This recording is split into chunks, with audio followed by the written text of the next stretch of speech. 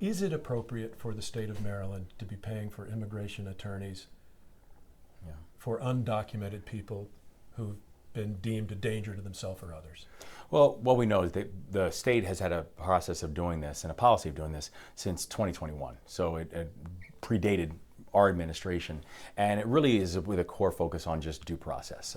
The individuals that are there, either the undocumented or the underdocumented, are people who they're also U.S. citizens who are there. And so I think the point of the state putting this together in policy in 2021, before we came on board, was just simply about that we want to stand by due process.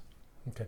Does it pass muster? I mean, the whole notion in this day and age that we've got people waiting for treatment who are waiting to be treated because people who are in the country potentially illegally are taking up bed space. Well, we want to make sure we're expediting the backlog anyway.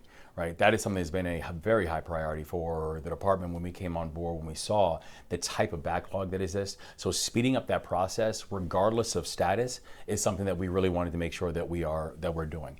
The second thing we want to make sure we're doing is honoring the law. That there are individuals as they are here, there is a certain due process that as a country that we have to follow. There are laws that we have to follow. And we just want to make sure that as a state that we are following the law, but also making sure we're doing everything in our power to be able to speed up and expedite this backlog process.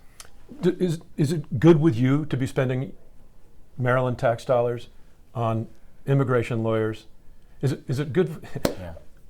This is the Maryland Health Department, not the Attorney General, not the public defender, but this is the Maryland Department of Health spending tax dollars on lawyers for those in the country illegally. Well, my number one priority is public safety. Is we have to make sure that people are safe in their communities, in their neighborhoods. And when we're talking about two basic realities, one is I have to prioritize, and I always will prioritize public safety. The second thing is that we follow the law. And so if the law is what the law is, we have to make sure as a state that we are following it.